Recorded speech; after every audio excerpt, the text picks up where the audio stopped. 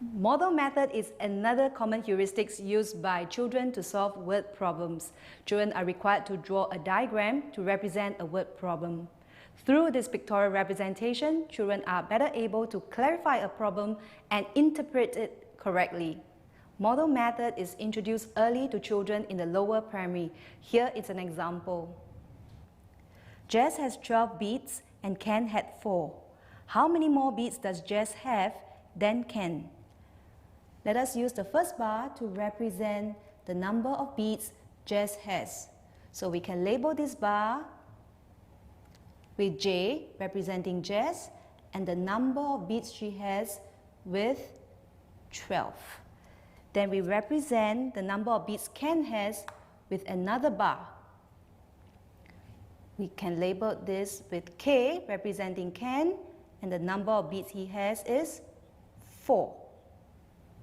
So how many more beads does Jess have than Ken? We will now ask the children to look at the part of the bar that is longer than Ken's, indicated by a question mark. So the children will now use the longer bar to subtract the length of the shorter bar to find the answer. This is model method.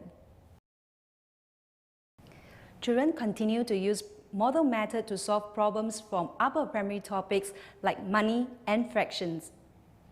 In a school, 5/6 of the pupils are girls. If there are 480 more girls than boys, how many pupils are there altogether?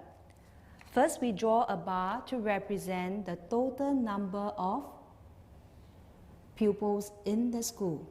Since the denominator is 6, we break up the whole bar into 6 equal parts. So how many of these units are represented by the girls? Based on the model, we can see that the girls are represented by 5 units. And the boy is represented by 1 unit. So how many more units of girls are there compared to boys? We can see that it's 5 minus 1 unit. We have a difference of 4 units.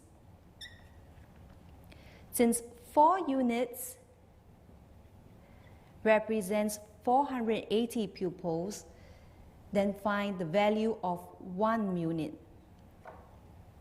It will be 480 divided by 4 and we will get 120 pupils. So how many pupils are there all together? Since the bar shows 6 equal units, the total would be 6 times 120 and it will give us 720 pupils. This is model method.